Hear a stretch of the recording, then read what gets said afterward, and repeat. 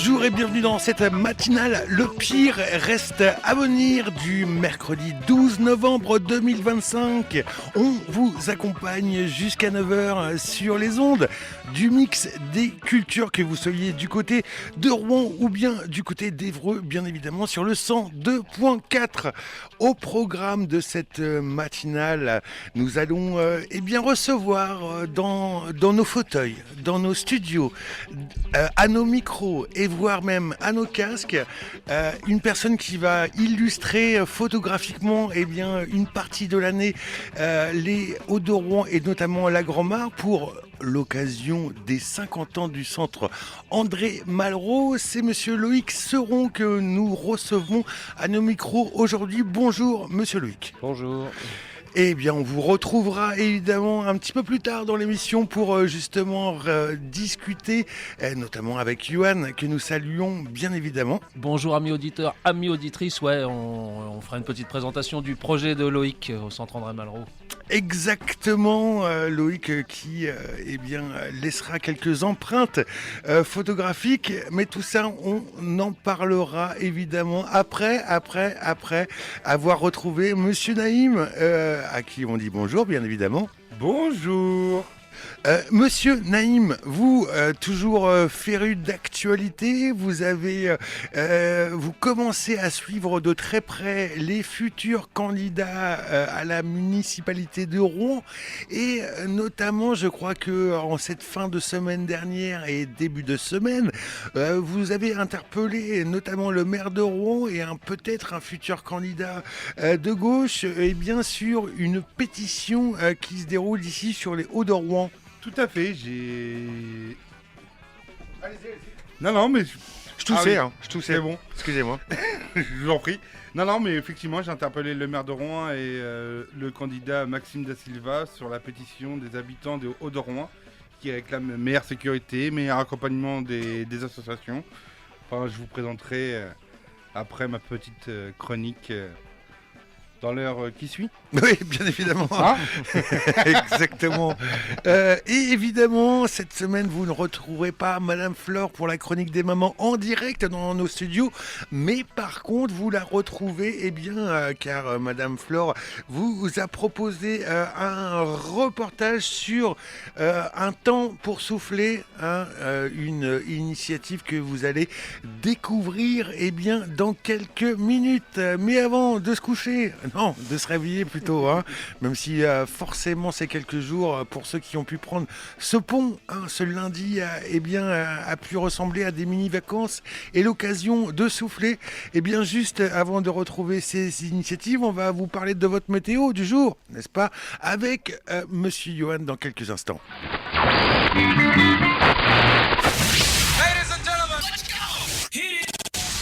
Le pire, il reste à venir. Du bon sang, de la bonne humeur et des bons plans. Les chroniqueurs au gros cœur, le pire, il reste à venir. Le pire, il reste à venir.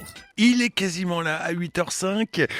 En tout cas, il est arrivé sec. Déjà, c'est un indice sur la météo du jour du côté de Rouen. Quelle va-t-elle être, monsieur Johan ? Eh bien, aujourd'hui, mercredi 12 novembre, il va faire un temps très sec, comme vous venez de le dire. Moi, je viens de monter la côte, vous avez l'habitude, je teste pour vous la côte de la Lombardie en vélo. À chaque fois qu'il y a la matinale. Donc aujourd'hui je suis monté très sec, on va avoir un petit 8 degrés ce matin et puis on va un petit peu monter en température dans l'après-midi, peut-être même un petit peu d'éclaircie, on va voir ça. Et puis ce qui présage des jours un petit peu plus chaud, un petit peu plus doux en fin de semaine. Notamment un 17 degrés vendredi après-midi, il me semble, avant qu'on redescende dans des températures plus basses, effectivement, puisqu'on est quand même, on arrivera quand même fin novembre.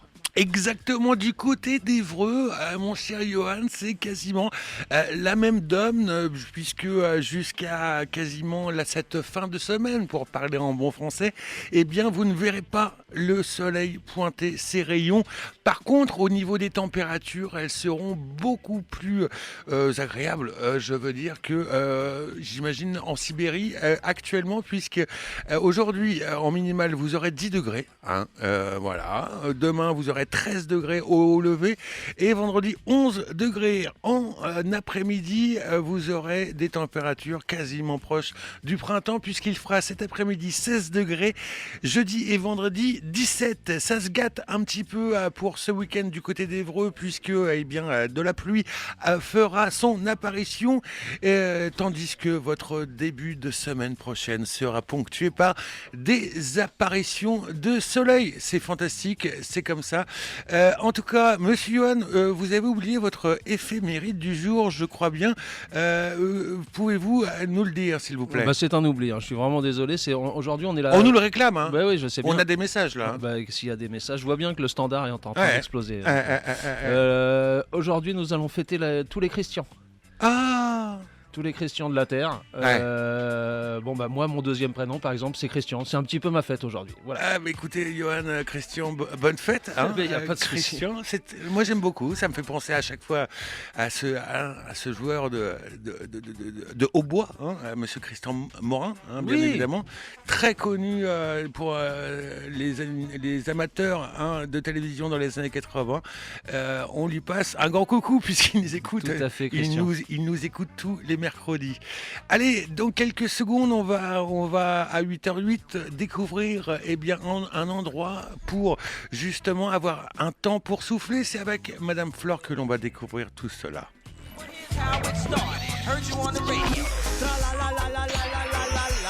HDR 99.1.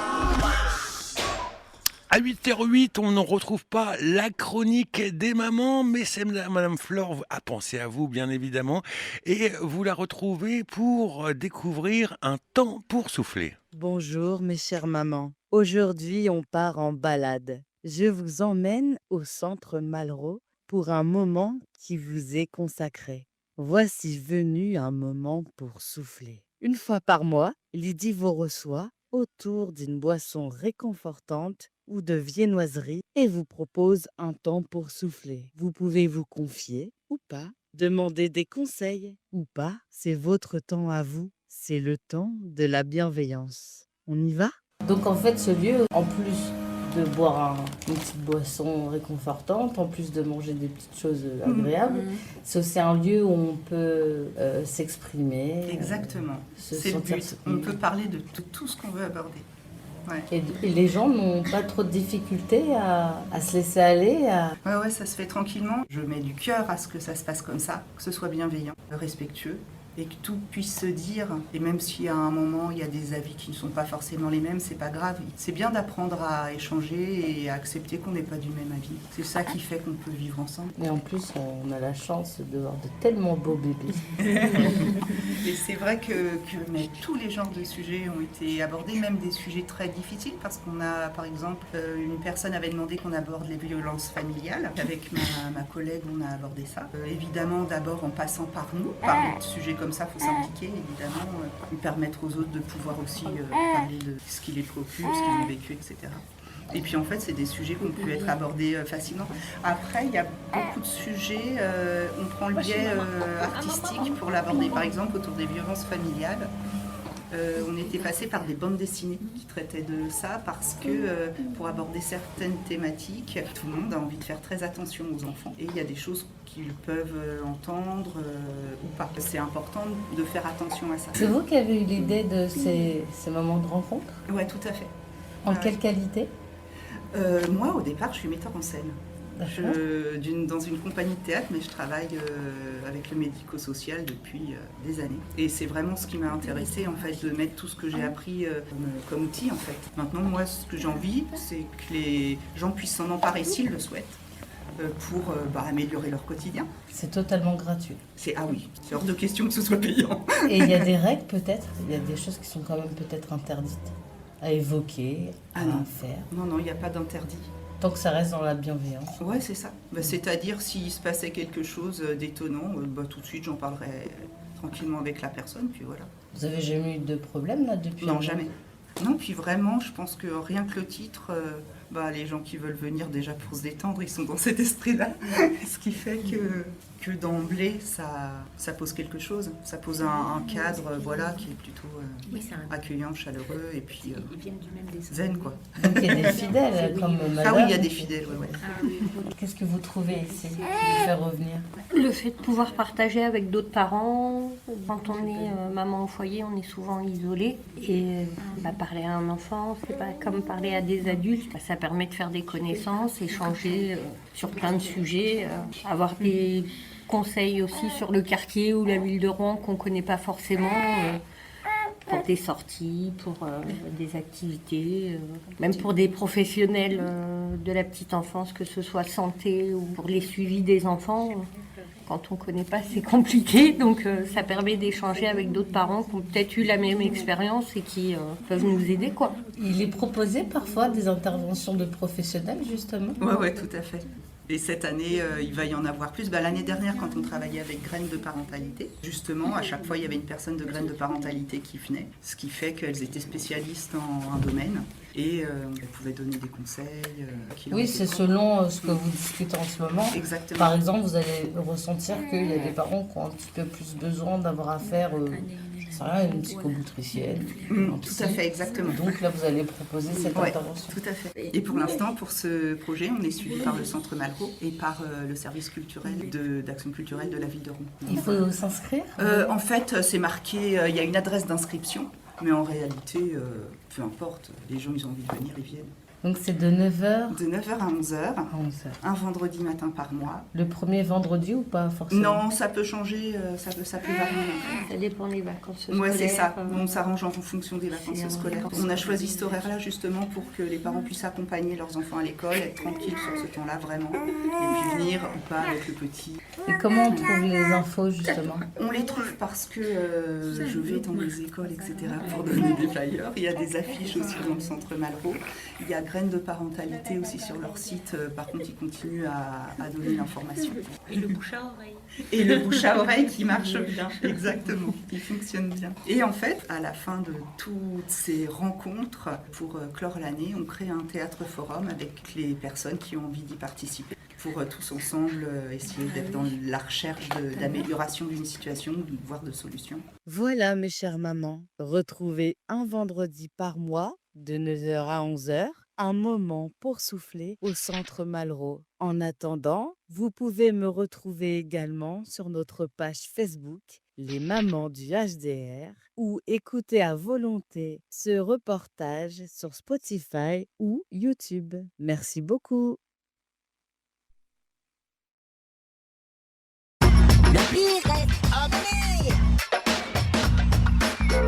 À 8h14 sur les ondes du Mix des Cultures, nous retrouvons notre cher Naïm. Rebonjour Monsieur Naïm, vous allez nous parler d'une pétition qui s'est lancée ici sur les Hauts-de-Rouen il y a quelques jours, suite, je crois bien, à la nouvelle fermeture de la Poste ou aux dégâts rencontrés, je crois, au niveau de la Poste ici sur la dalle de la Grand-Mare. Rebonjour à tous. Effectivement, il n'y a pas que la fermeture de la poste qui a posé problème. Il y a aussi les tirs de mortier, le sentiment d'insécurité, l'envie aussi de retrouver un quartier serein, quoi qu'on pense. Les habitantes, parce qu'en majorité, les habitants qui ont lancé cette pétition sont des habitantes, des mères de famille, ont lancé cette pétition en fait pour donner un peu un signal d'alerte. Dans le cadre un peu de dire, écoutez, nous on existe, on aimerait bien aussi vivre tranquillement. Donc ils ont dit en gros qu'ils souhaiteraient avoir de meilleurs accompagnements sur le terrain, des médiateurs, des vigiles pour les commerçants, rappeler qu'ils soutiennent aussi les commerçants qui sont ici en train de travailler sur les Hauts-de-Rouen et qui demandent à avoir un meilleur accompagnement pour une meilleure sécurité. Donc je vous propose d'écouter en premier lieu la réaction de Maxime Da Silva déclarée à la candidature de la municipalité de Rouen pour 2026, qui va nous donner sa réaction sur cette pétition. Je vais vous dire, cette pétition, c'est un exemple de dignité. Les personnes qui ont pris la plume pour l'écrire nous envoient un message clair. Ça suffit. Et voici les causes de notre situation. Et ce qu'elle pointe, c'est exactement les constats que fait le collectif Faire mieux pour Rouen. La disparition des services publics, le fait qu'il y ait un délitement des activités culturelles, des activités sportives, le fait que vis-à-vis de la tranquillité publique, les seules initiatives qui ont été prises depuis de nombreuses années sont celles d'installer des caméras de surveillance, alors qu'on devrait plutôt recentrer la police municipale sur des fonctions de proximité, développer un service public de médiation de rue. Moi, j'ai grandi en quartier populaire. J'ai vécu une partie de ma vie entre la Grand-Mare, Grieux. Ça existait, ce service public. Aujourd'hui, les gens voient leur quartier qui est stigmatisé et ce sont les premiers à subir des éléments comme le braquage qui va faire que le distributeur de la puce va plus être accessible, qui vont devoir prendre le F2 pour descendre dans le centre-ville. Bref, ça pourrit la vie des gens. Et ce que je trouve digne dans cette pétition, c'est que les personnes pointent le vrai fond du problème, la disparition de l'État, la disparition des investissements publics. C'est pour ça que nous lançons cette campagne avec l'objectif de garantir la tranquillité publique à chaque Rouennais, dans tous les quartiers. Ceci se fera avec les gens. Et je veux dire aux personnes qui ont initié cette pétition, aux mamans qui ont initié cette pétition, premièrement, venez le 13 novembre à la Grand-Mare. Venez exprimer pourquoi vous avez initié cette pétition et venez travailler avec nous aux solutions que l'on met sur la table. Deuxièmement, vous faites une pétition et vous avez raison de le faire. Et si j'étais habitant de ce quartier, j'habite dans un autre quartier de Rouen, eh bien je la signerais.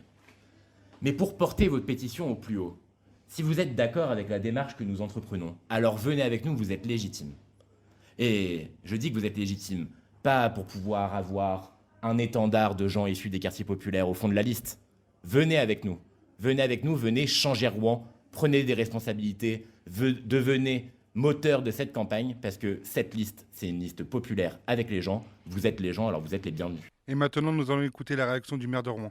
Je leur dis qu'ils ont raison, que je partage absolument leur colère, que c'est d'autant plus rageant qu'on avait ensemble, avec les habitants, obtenu des résultats très positifs. Je vais donner quelques exemples.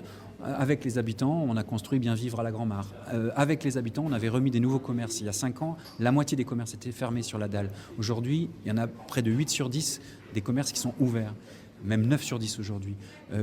Avec les habitants, on avait réussi à recréer un centre social. Avec les habitants, on avait réussi à faire de nouveaux événements, la fête sur les hauts, etc., qui fonctionnaient. Quand je dis les habitants, c'est aussi les associations, c'est les clubs sportifs, culturels, la prévention spécialisée, avec toute l'équipe du centre social. On avait fait des choses formidables. Et là, par le fait probablement de quelques imbéciles, parce que c'est de ça qu'il s'agit. On a des voitures qui brûlent sur le terrain de foot et on a un engin de chantier qui vient s'encastrer dans un distributeur de billets, alors qu'en plus il n'y avait même pas de billets dedans, donc ça n'a aucun sens et ça vient porter préjudice à tout le quartier.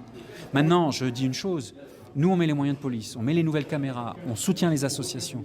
Au niveau national, et on le sait, on manque de policiers nationaux sur ce territoire. Il manque une centaine de policiers nationaux sur ce territoire. Et contre la drogue, tout le monde le sait, c'est pas la police municipale qui peut faire action, c'est la police nationale. Mais c'est pas seulement ça. Aujourd'hui, les associations que nous soutenons, on soutient la radio HDR, comme on soutient toutes les idéaux, comme on soutient Mixité, comme on soutient Léo Attab, comme voilà.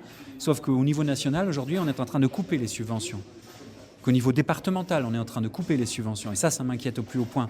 Parce que si on veut vraiment se préoccuper de la jeunesse, si on veut vraiment se préoccuper des quartiers populaires, alors c'est pas que de la police dont on a besoin. C'est aussi tout le réseau associatif qu'il faut soutenir.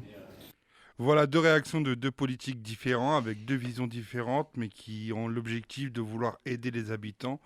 Moi, je vous invite à consulter cette pétition. Elle est facile à retrouver sur Internet. Et à consulter, et à voir ce qu'on peut faire. Le message que je veux faire passer, c'est que les habitants de Rouen ne demandent pas forcément plus de sécurité, mais demandent une meilleure reconnaissance. Une meilleure reconnaissance, pourquoi ? Parce qu'en fait, ils habitent dans ce quartier, ils vivent dans ce quartier. Ils veulent surtout pouvoir vivre avec des commerçants, pouvoir vivre ensemble, sans forcément avoir le sentiment de vivre dans un lieu insécure, tout simplement. Exact. Donc, merci aux associations, et merci aux bénévoles qui aident encore et toujours à accompagner les personnes de Rouen. Exactement, monsieur Naïm, hein. Eh bien, on va retrouver votre lecture et votre mise au point, hein, sur les Hauts-de-Rouen durant cette campagne municipale, eh bien, dans les semaines à venir, hein. Tout au long des mois, vous allez un petit peu égrener tous ces sujets-là qui sont justement inhérents et qui comptent énormément lors de ces municipales. Et la radio HDR interrogera tous les candidats déclarés, que ce soit le maire actuel qui n'est pas encore, comme M. Da Silva, comme Marine Caron, etc., etc. Exactement, merci beaucoup Naïm. Avant de retrouver Madame Sonia qui va nous parler d'une compagnie sans souci qui se produit et qui se produira ici sur les Hauts-de-Rouen, pas tout de suite, pas maintenant, mais dans quelques temps, eh bien nous allons retrouver quelques messages à caractère autopromotionnel, bien évidemment.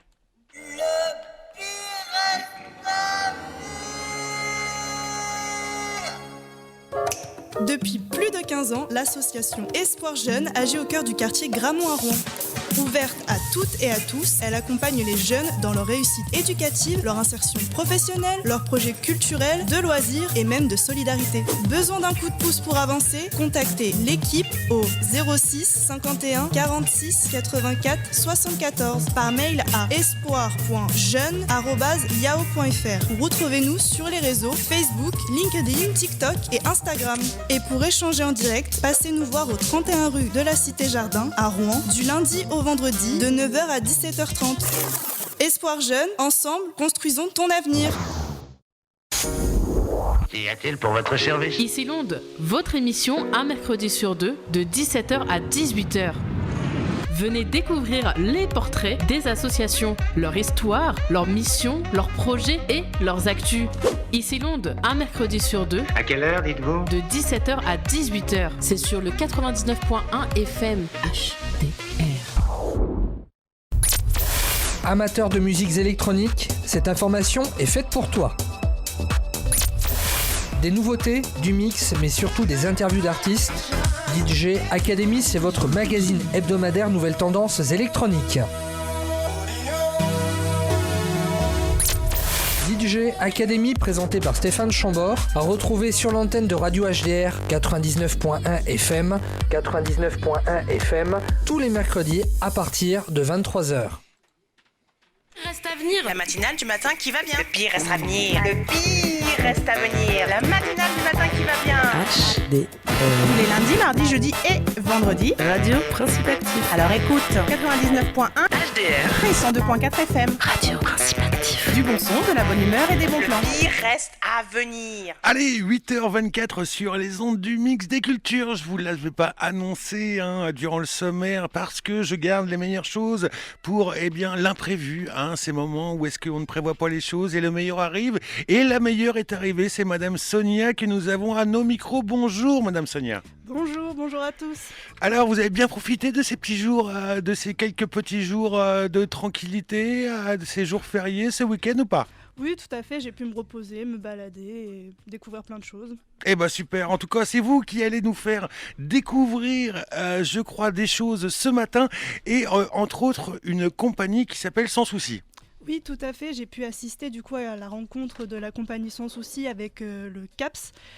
C'était une préparation de projet, un projet qui paraîtra du coup en 2027. J'ai pu rencontrer du coup Max, le directeur de ce projet, Aimé, interprète et musicien, et Gilles qui se charge de la rédaction et du texte pour cette pièce de théâtre qui pourra être présentée du coup en 2027. Du coup, lors de cette rencontre avec le CAPS, il y a eu des échanges. Le CAPS du coup a amené différentes personnes venant de différents pays.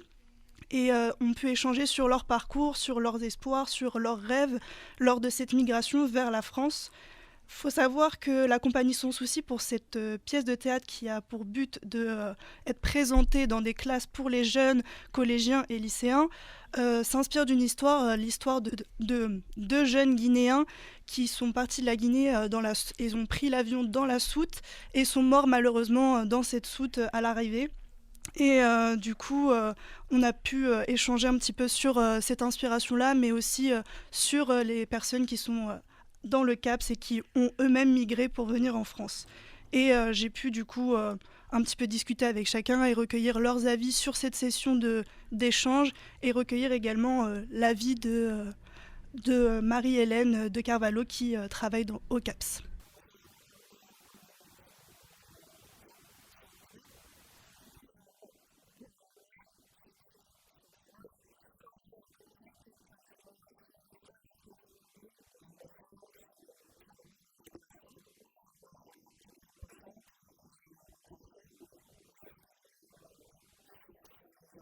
Dites donc, vous avez vu ça où en fait, cette compagnie Sans Souci? Est-ce que vous pouvez nous dire où est-ce que vous avez pu voir déjà ces étapes de travail?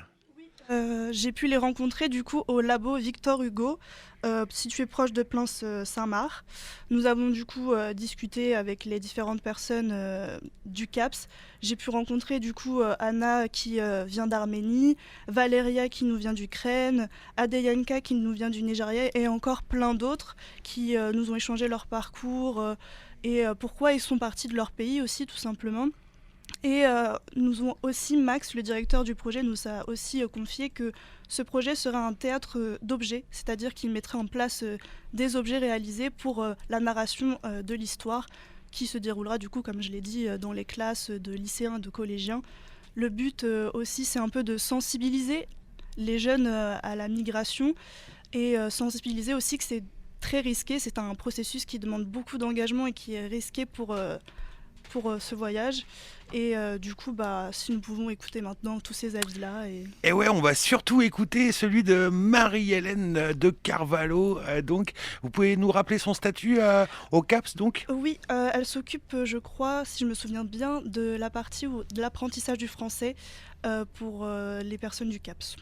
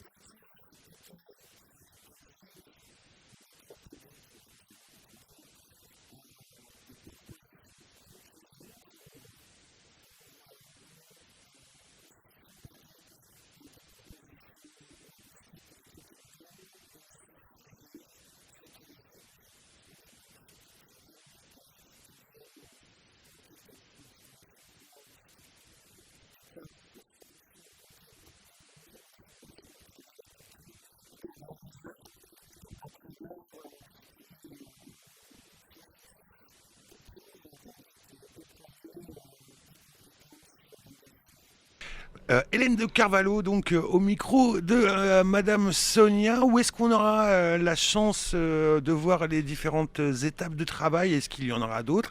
Est-ce qu'on aura cette chance ou pas du tout? Alors pour le moment, c'est encore en préparation. C'est vraiment les tout débuts de ce projet. Et du coup, ça se situe toujours au labo Victor Hugo. Il y a différentes sessions d'échange et il se déplace de ville en ville. Il prévoit d'aller à Paris, à Caen, pour échanger autour de ce projet-là et encore plus développer, avoir plus de connaissances pour ce projet-là. Eh bien, merci beaucoup, Sonia. Vous, vous restez à l'affût justement pour suivre cette compagnie Sans Souci et aussi évidemment différentes autres activités artistiques, notamment qui se déroulent à l'Étincelle, je crois bien. Allez, à 8h30, il est temps de retrouver notre rendez-vous, notre invité de 8h30. Eh bien, on va parler photographie aujourd'hui, avec un certain Loïc Seron que nous retrouvons juste après ce jingle. Ladies and gentlemen, let's go! Hit it! Le pire, il reste à venir. Du bon sang, de la bonne humeur et des bons plans. Les chroniqueurs au gros cœur, le pire, il reste à venir. Le pire, il reste à venir. Allez, à 8h30 sur les ondes du Mix des Cultures, eh bien, comme je le disais, on reçoit un photographe ici sur les Hauts-de-Rouen et notamment dans les studios de la radio HDR. C'est un certain Loïc Serron. Bonjour. Bonjour. Alors Loïc, vous êtes venu avec Monsieur Johan du centre André Malraux, animateur dans sa performance. J'ai envie de dire que c'est un peu une performance artistique aussi quelque part.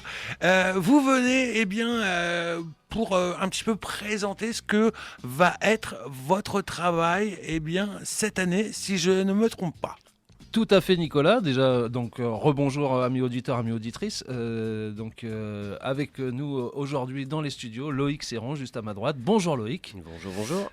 Qui va nous présenter un petit peu le projet qui va se passer notamment au centre André Malraux. Mais tout d'abord, Loïc, qui êtes-vous ? Eh bien, je suis effectivement auteur, photographe, indépendant depuis plus de 20 ans. J'ai eu un parcours assez sinueux parce que j'ai fait des études d'anglais à l'université de Rouen, après avoir eu mon bac dans la petite ville de Bernay, dans l'Eure. Et puis j'ai voyagé pas mal grâce à l'anglais. J'ai étudié et vécu au Canada pendant 4 ans. Je suis revenu en France. Dans un premier temps, j'ai enseigné l'anglais. Et puis je faisais déjà pas mal de photos depuis longtemps. Et puis je faisais aussi de la musique. Et je me suis lancé au bout de quelques années d'enseignement, après avoir décidé que c'était finalement pas trop mon truc. Je me suis lancé en tant qu'indépendant, photographe et puis musicien de jazz. Voilà, donc depuis un peu plus de 20 ans, je fais ces deux choses-là. Et puis la photo a pris le dessus un peu sur la musique ces dernières années. Donc je fais un mélange de projets personnels et de travaux de commande en photo sur différents domaines comme le portrait, la photo de paysage, mais aussi des portraits un peu sociologiques, on va dire, soit de territoires, soit de thématiques diverses. J'ai fait un livre, mon premier livre par exemple, il y a une dizaine d'années, c'était sur le Clos Saint-Marc, le marché du Clos Saint-Marc de Rouen, où j'ai photographié toute la vie du marché, mais aussi toutes les coulisses dans les campagnes alentours, chez les producteurs qui vendent leurs produits le week-end au Clos Saint-Marc. Voilà, j'ai travaillé sur le monde ouvrier, et puis j'ai fait peut-être une petite spécialisation sur une espèce d'état des lieux que je peux faire dans différents endroits où on me propose d'intervenir, de vie quotidienne, de portraits, d'ambiance, de ressenti. Voilà. Et c'est justement ce qu'on m'a proposé de faire cette année au centre Malraux. Alors justement, qu'est-ce que vous nous proposez dans le projet que vous alliez y venir, que vous proposez au centre André Malraux? Qu'est-ce que vous nous proposez? Alors on m'a demandé d'intervenir pendant toute une année, donc j'ai commencé à faire des photos au mois de septembre. Et l'optique, c'est de fêter les 50 ans du centre Malraux en septembre 2026, en commençant par une expo. Donc la saison prochaine commencera par l'expo des images que j'aurais pu collecter, glaner comme ça pendant toute l'année. Donc je vais intervenir, et j'ai commencé, avec une espèce de carte blanche où je peux aller partout. Et l'envie, c'est vraiment bien de documenter tout ce qui se fait au centre Malraux. Et j'ai pris déjà conscience de l'immensité de cette profusion d'activités qu'il y a à Malraux. Et donc il y aura tout un volant un peu documentaire comme ça. Et puis aussi des rencontres avec les habitants. Et puis surtout de la création avec les habitants d'une espèce de corpus, comme on dit à l'université, de témoignages sur qu'est-ce que c'est que vivre ici et quel est le rapport des habitants et des habitantes avec le centre Malraux. Et donc ça se fera à l'oral, en parallèle avec des sessions de portraits que je vais réaliser des habitantes et des habitants. Donc en plus de ces photos documentaires, il y aura des portraits et, en regard des portraits, des textes créés par les habitants qui auront vocation à faire une espèce de grand tableau d'ensemble de qu'est-ce que c'est que interagir et vivre avec le centre Malraux au quotidien. Très bien, super projet. Ben oui, je me régale déjà. C'est pas facile d'arriver dans un lieu avec un appareil photo parce qu'on intimide un peu les gens. Autant tout le monde fait des photos avec le téléphone, quand vous arrivez avec un appareil photo, c'est pas pareil. Eh ben, je dois dire que dès la première apparition que j'ai pu faire à Malraux, j'étais super bien reçu. Et ça, je le dis vraiment sans aucune flatterie parce que c'est absolument sincère et authentique. Je me suis senti parfaitement accueilli et intégré. Et j'ai compris que les gens vivent vraiment bien les uns avec les autres à Malraux. Et ça a le mérite d'être souligné. Donc, notamment à Malraux, mais vous n'intervenez pas qu'à Malraux, puisque vous êtes aussi là ce matin dans les locaux de la radio HDR, qui est aussi sur le quartier de la Grand-Mare. Vous avez pris quelques photos tout à l'heure, j'ai vu. Bien sûr, bah oui, je peux pas m'empêcher. Ça ne se passera pas que à l'intérieur du centre Malraux. Naïm, vous aviez une question peut-être ? Oui, moi j'avais une... Merci. Non, j'avais juste une petite question. En fait, c'était juste par rapport aux palettes de couleurs. Est-ce que vous faites des photos en couleur ? Est-ce que vous faites des photos noir et blanc ? Est-ce que vous jouez un peu Très bonne question. Les deux Oui, eh ben, je joue un peu sur les deux tableaux. Effectivement, maintenant avec les appareils numériques, on shoot en couleur. Mais après, c'est assez difficile à expliquer comment ça se fait. Mais on se rend compte en retravaillant les photos, une fois qu'on a fait les premières sélections, qu'il y en a certaines qui pourraient peut-être mieux marcher en noir et blanc. Et donc moi qui suis un grand adepte du noir et blanc, j'ai commencé en faisant exclusivement du noir et blanc. J'y reviens vraiment régulièrement. Pour des portraits, ça marche très bien. Et puis pour certaines ambiances, alors j'ai pas vraiment de règles préétablies, c'est un peu au feeling. Et puis donc en général, je présente les deux ensemble. Et j'aime bien ça. Ok, alors en termes de temporalité, est-ce que tu peux nous redire exactement quand est-ce que ça aura lieu tout ça ? Eh bien, je viens régulièrement, donc je suis évidemment coaché de près par les personnes qui encadrent la direction du centre Malraux, et ce qui me permet d'avoir accès sans en rater aucune à toutes les activités qui se font, donc les activités régulières, hebdomadaires, les ateliers, les cours, etc., les stages plus ponctuels, les interventions plus ponctuelles, la saison des spectacles et des concerts, et puis voilà, toutes les interventions de compagnie, les résidences, etc. Donc j'essaye de venir le plus souvent possible pour ne rien rater. Il y a des vernissages d'expos, j'en ai déjà vu quelques-uns. Il y a toujours quelque chose qui se passe. Et puis en plus, cette année, il y a beaucoup de travaux. Donc c'est intéressant aussi de documenter cette transformation du centre Malraux qui vit un peu une mue, tout en continuant de travailler. Donc c'est pas évident pour les usagers. Et puis voilà, donc tout ça jusqu'aux vacances d'été, vraisemblablement. Et puis après, il sera temps de faire, parmi les milliers de photos prises, des sélections successives qui aboutiront à des panneaux d'exposition. On a vraiment la volonté de faire sortir l'expo des murs du centre Malraux. Donc il y aura bien sûr des photos à l'intérieur, présentées dans différents formats, mais aussi beaucoup de photos qu'on va installer dehors. Parce que l'idée, c'est que même s'il y a beaucoup de gens qui viennent déjà à Malraux, on pourrait peut-être essayer d'en faire venir encore plus. Ah, tout à fait. Voilà. Et puis, on réfléchit à l'impression d'un petit livret ou d'un petit livre qui reprennent notamment ces paroles d'habitants. Voilà, il faut préciser que tout ça, c'est une commande de la ville de Rouen, mais aussi une contribution financière de la métropole, tout à fait, qui nous aide à réaliser ce grand projet. Ouais, et moi je reviens donc sur la naissance de ce projet. On fête en 2026 les 50 ans du centre André Malraux. Donc forcément ça a du sens de faire un petit reportage comme ça, photo, sur les impressions des habitants, mais pas que, aussi sur ce qui se passe au centre André Malraux. Et voilà. Donc tout ça va se dérouler, ça se déroule depuis le mois de septembre au centre Malraux jusqu'à juin, et puis une exposition à la suite. Merci Loïc. Merci, avec plaisir. D'accord, donc on va être habitué à vous croiser, à vous voir. J'espère bien. Cet après-midi, par exemple, je vais essayer d'aller photographier un maximum des activités du mercredi à Malraux. Ouais. Et tiens, dites donc Loïc, pendant que je tiens un photographe ou une photographe, enfin surtout un d'ailleurs en l'occurrence, mais voilà, vous êtes un parmi des centaines, voire des milliers en France justement.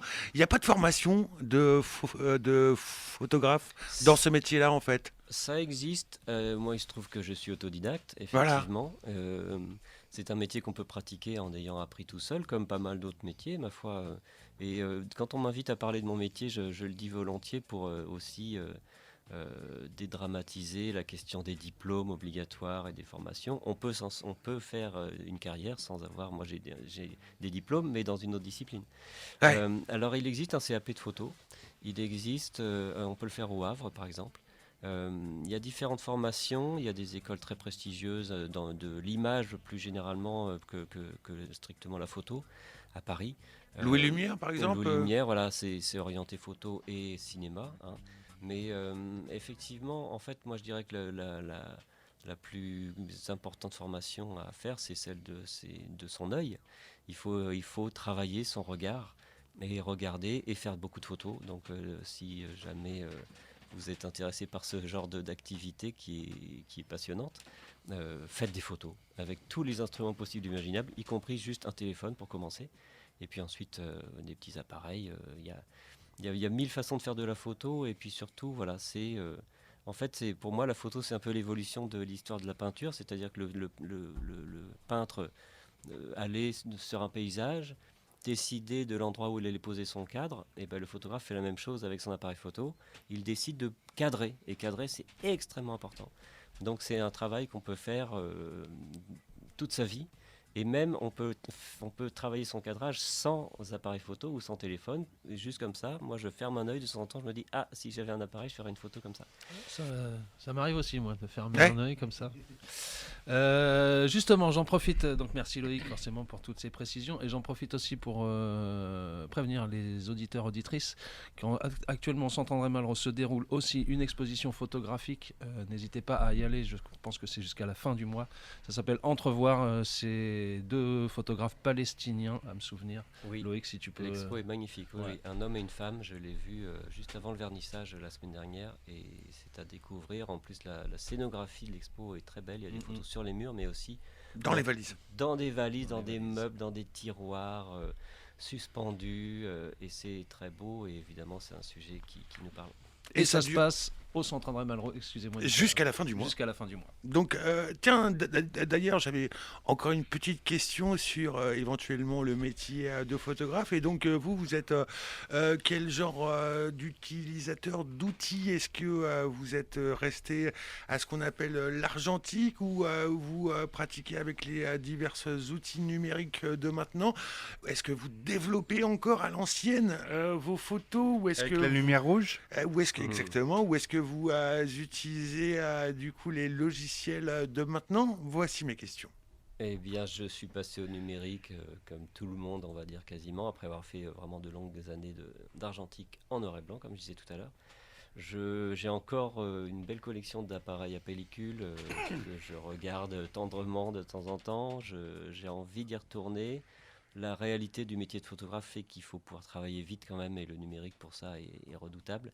Et il y a aussi eu un grand bond de qualité d'image avec le numérique, il faut le reconnaître, avec ces capteurs et ces millions de pixels.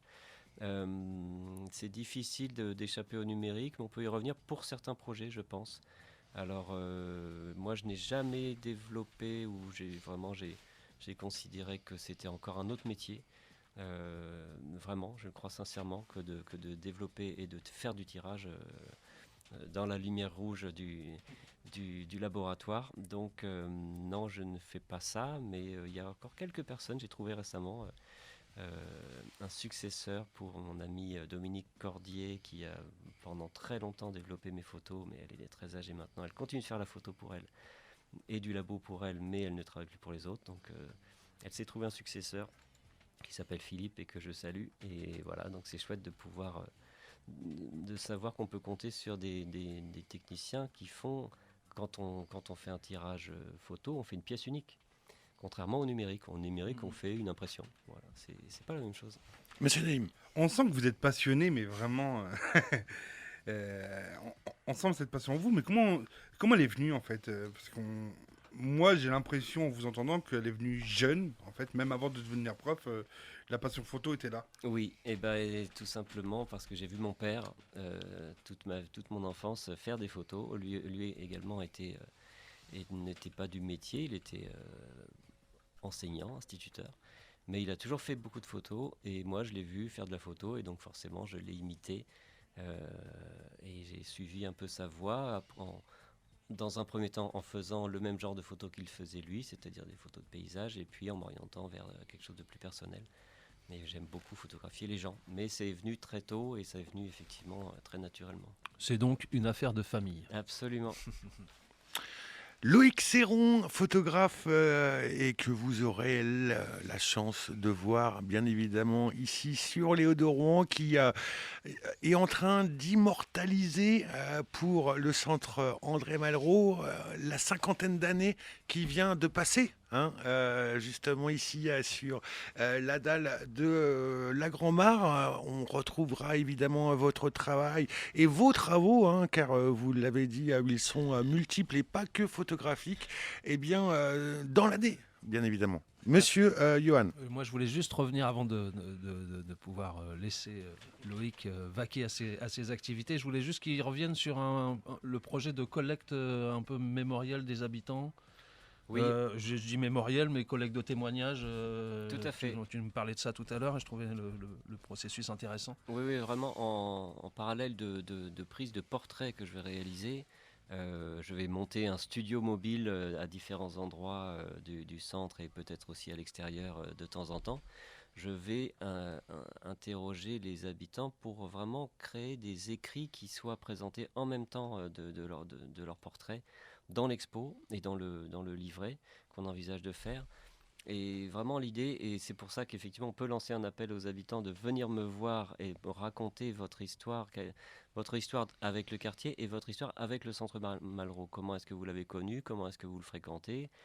Quel plaisir vous avez peut-être, j'espère, à le fréquenter? Pourquoi est-ce que vous y venez aussi souvent et nombreux? Parce que c'est quelque chose que j'ai constaté d'une grande fidélité, je crois, des usagers à ce centre. Pourquoi? Comment? Qu'est-ce que ça vous apporte? Qu'est-ce que vous en tirez? Comment est-ce que vous vivez avec ça? Je suis sûr qu'il y a des jeunes, des enfants qui y viennent tous les jours. Oui. Des adultes aussi. Et des adultes aussi, voilà. Publics. Et qui viennent depuis, d'après ce que j'ai compris, parfois plusieurs décennies. Donc ça se raconte et ça se grave un peu dans le marbre, très modestement bien sûr, mais 50 ans c'est pas rien.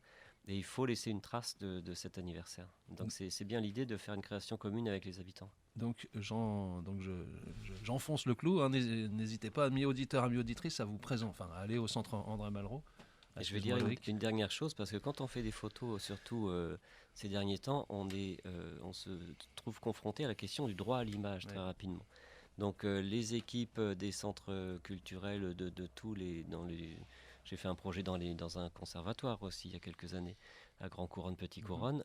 Il faut forcément, notamment pour les enfants mineurs, le consentement des parents pour donner le droit à l'image de leurs enfants. Alors, j'ai envie de dire, pour ce projet-là en particulier, aidez-nous à collecter les droits à l'image également, parce que sinon on ne peut pas présenter d'expo. Et ce serait vraiment dommage. Des fois, vous faites des photos... de bouilles magnifiques d'enfants et au final on apprend que non, les parents ont préféré ne pas donner le droit à l'image. Mais c'est un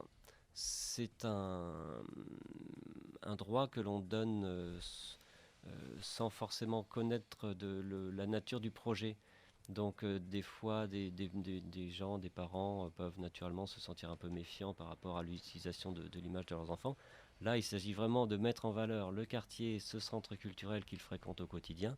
Il n'y aura aucune autre utilisation des images. Donc, je vous en prie, donnez le droit à l'image de vos enfants pour qu'on puisse faire un beau tableau d'ensemble de cette vie communautaire au centre Malraux. Et puis, histoire aussi peut-être de laisser une trace historique. Mais oui. Dans 50 ans, on peut imaginer ressortir les photographies que vous allez prendre et pour fêter les 100 ans, n'est-ce pas, du centre André Malraux, ça peut être aussi une utilisation de la sorte. Mais de toute façon, quand on regarde bien la date de la Grand-Mare, ou même en parlant de Rouen, depuis 50 ans, elle a évolué, elle a changé. Il y a 20, 25 ans, il y avait le Mutant, maintenant c'est Leader Price, etc. Donc en vérité, chaque demi-siècle, j'ai envie de dire, les choses évoluent à une vitesse grand V. Et même depuis ces dernières décennies, on voit que le quartier change à chaque fois. Mais c'est aussi grâce aux photos qu'on voit qu'il change. Donc ce serait vraiment dommage de ne pas y faire figurer le plus grand nombre de personnes. Exactement. Merci beaucoup à Loïc Serron pour votre venue dans cette matinale et on vous retrouvera certainement sur les Hauts de Rouen au détour d'une photographie ou bien d'une pause. Et puis on ira vous dire bonjour, discuter avec vous, savoir si vous avez encore besoin de nombreux modèles ou bien d'autres choses pour effectuer justement ce travail de collecte photographique. On vous remercie beaucoup. Merci pour votre accueil. Allez, sur les ondes du Mix des Cultures, après une petite pause musicale, on s'intéressera aux résultats sportifs, bien évidemment. Le mix de toutes les cultures, 99.1.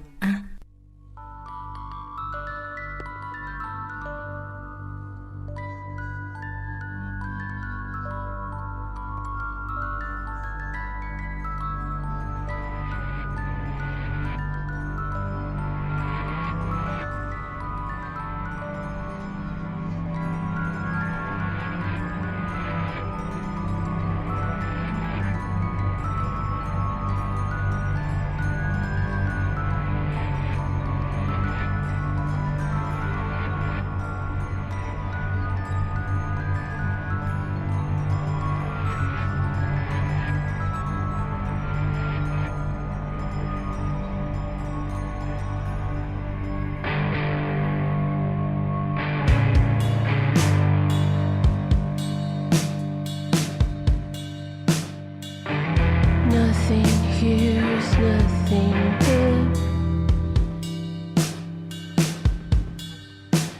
Violence will to blood.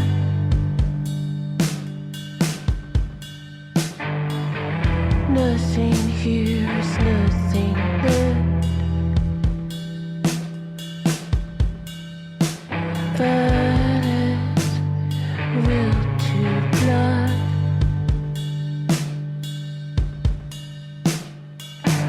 All the moments hesitate, 'cause we break and break. Oh, it's hard to watch you leave.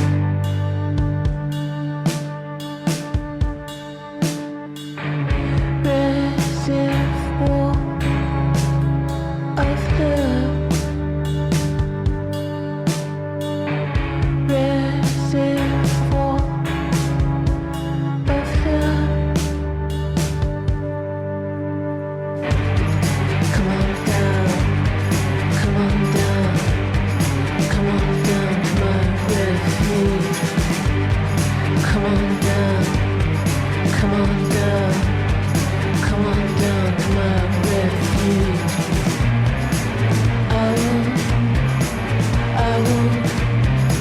I want a reservoir of love.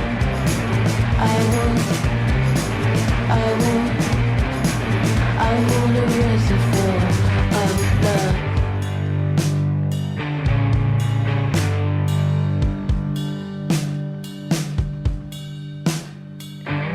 Nothing here's nothing good. Violence will to blood.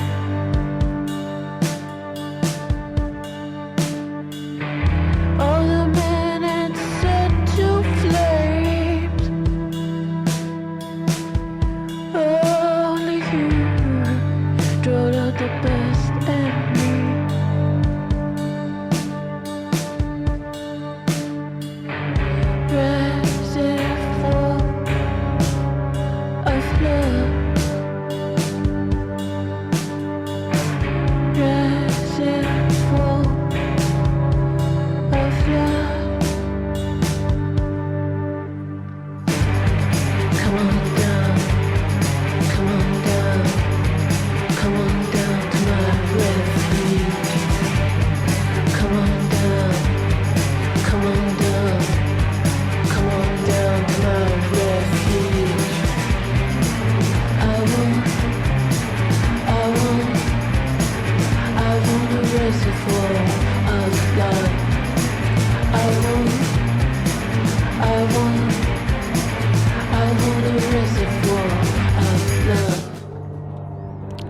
Reservoir of Love, c'est le titre qu'interprète Shannon Wright, qui sera présente ce samedi 15 novembre à partir de 20h au Cube, c'est le Tangram à Évreux. Tous les renseignements par rapport aux tarifs et autres petites précisions et détails évidemment sur le site du Tangram. Shannon Wright, c'est ce samedi à partir de 20h. Le mix de toutes les cultures. Allez, quasiment 9h sur les ondes du mix des cultures. On va vous donner quand même, puisque Johan le réclamait depuis quelques temps, et surtout en l'absence de monsieur Jean-Charles, les résultats sportifs du week-end, si important pour notre vie associative aussi, puisque bon nombre de personnes forment une communauté de bénévoles, évidemment, dans tous les clubs sportifs. Et en l'occurrence, Normand, sachez qu'en rugby, le RNR s'incline sur la plus petite démarche sur le terrain de Massy et s'enlise un peu plus au classement puisqu'ils sont 10e sur 14. Il s'agira de reprendre une bonne marche en avant face à Niort ce vendredi 14 novembre à domicile. Donc à le RNR. Rouen. Niort, à Rouen. À Rouen, oui, à domicile. Le RNR. Ah oui, c'est ça que je voulais savoir, parce que le RRR, là, j'ai pas... si vous suivez de quoi je suis pas parlais... doué en rugby, moi. Oui. Même analyse pour le RMB, qui s'incline. Je vais donner que des... voilà, comme ça... Bonjour les sigles. Vous allez trouver de quel sport on parle, bien évidemment, qui s'incline de 10 points sur le parquet de Poitiers et n'avance pas vraiment au classement d'élite 2, puisqu'ils sont 15e sur 20, monsieur Naïm. Basket ? Ouais, tout à fait. Prochain match, ce vendredi 14 novembre, au Kind Arena face à Nantes, qui eux sont 11e, le 15e contre le 11e. Une plutôt belle affiche, tandis que l'équipe féminine revient de Monaco avec une belle victoire et elle accueillera Champagne Basket, c'est chouette comme nom, Champagne Basket, le 23 novembre lors de la prochaine journée de championnat. Et en handball, me direz-vous, l'équipe féminine reste au contact du peloton de tête après sa victoire en terre bretonne. L'équipe masculine revient de Caen avec une lourde défaite, mais reste au contact également. Voilà qui est dit, monsieur Naïm. Pas de football ? Mais évidemment qu'on va vous trouver des résultats de football, comme vous le dites, pour le handball. Et nous parlerons cette fois-ci de la régionale 1 féminine. Et c'était la 8e journée pour le FC Rouen qui a fait match nul en déplacement au FC Saint-Lô. Voilà, c'est plutôt pas mal, je crois bien.